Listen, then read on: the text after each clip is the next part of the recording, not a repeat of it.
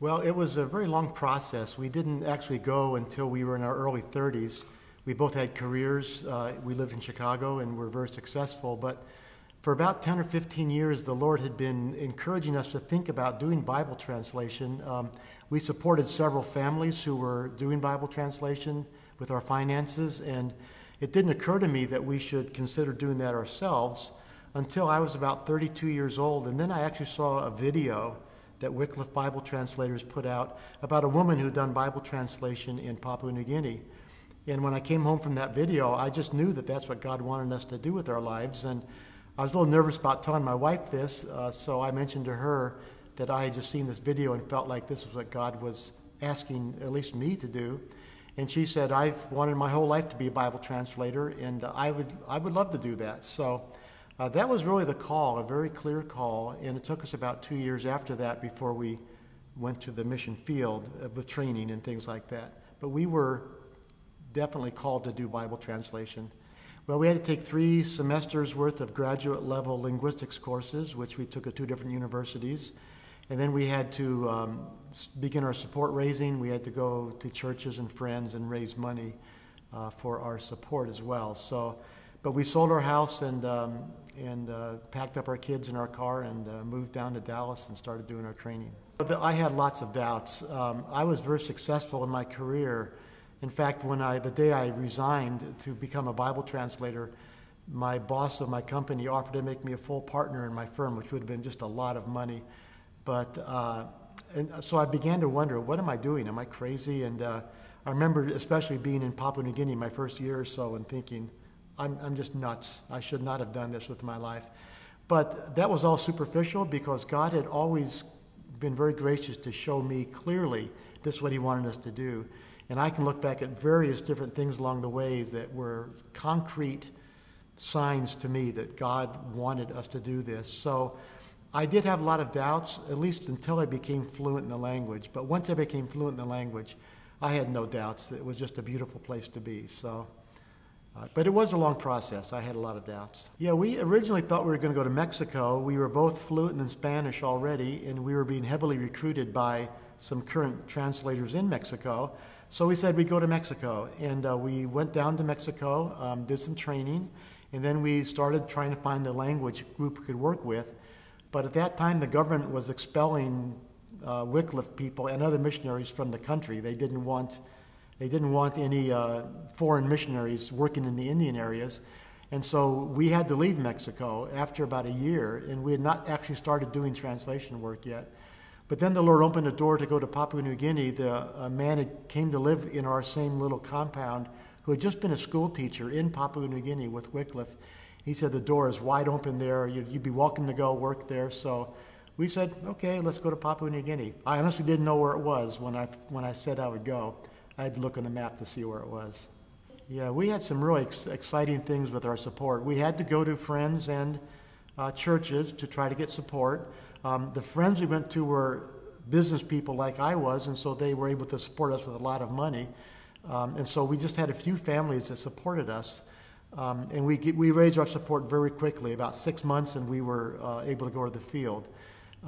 2 really exciting things happened to us. One, when we were just in the process of starting support raising, somebody had actually called Wycliffe's office in Chicago and said, we want to support a translation family going to Papua New Guinea. Do you know anybody that you could send us their names? And they knew about us, and they sent our names to this couple. And they ended up being major supporters of ours. In fact, they even paid for about half of our kids' college education out of their personal finances. So that was just a real blessing, totally random from our perspective. And then one day we were speaking in Oklahoma at a church that supported us, and we were brand new. They didn't know us very well.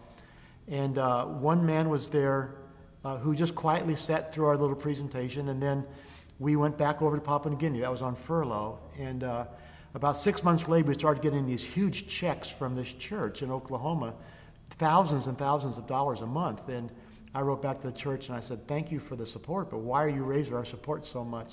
They said, well, we have no idea. So this man was giving money anonymously to the church to give to us. Turns out he was one of the leading heart surgeons in the world, and he was in this small group, and he thought that what we were doing was pretty nice work. And So he began to support us. So our needs were met with really no effort at all. We just kind of showed up and God supplied the money. We lived in the bush. We lived in a remote village. No other white people within about 100 miles where we lived. We had to go by boat to get to our village. And once we were there, we were very isolated. We were the only Westerners around.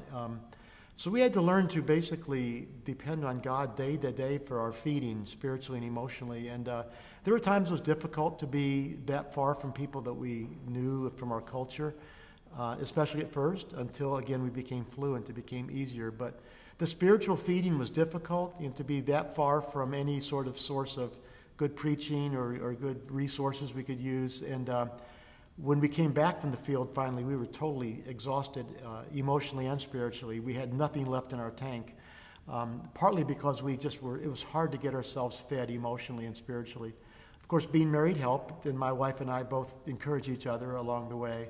But it was difficult to stay sort of charged up spiritually when day after day after day it's sort of in the jungle doing the same thing, and without a lot of feeding in our lives. And of course, we learned to feed ourselves through quiet times and Bible reading, but missing the fellowship of other believers was very difficult. I was very sick a lot with malaria, and there were times when my fever was 105 and the temperature in the house was 105, and I thought, I don't even want to live anymore. But those were few and far between. I wanted to quit a lot of times, but in terms of, I just felt God had sent us there and he was going to take care of me, and if I died, I died. I wasn't going to be too concerned about that. But there were a few moments when I wished that I could just end it all.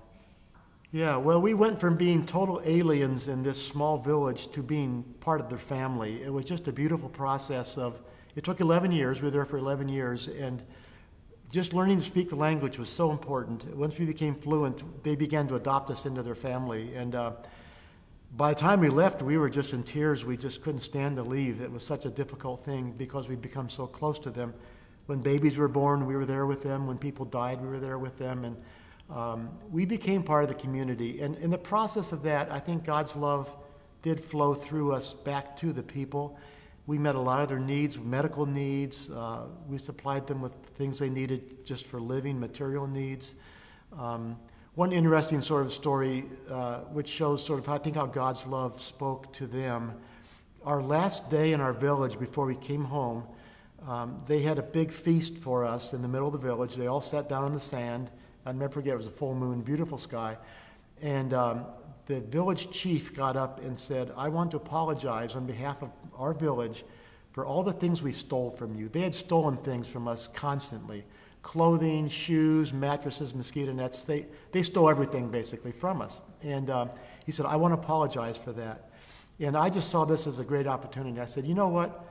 Everything we own in our hands, with open hands, we knew you were stealing from us, but we just loved you so much that we didn't care. And they were just stunned by that. They thought we'd be angry at them, but so I think they began to realize a little bit about how love really works. And but we did get special relationships with these people, and it was very difficult to leave.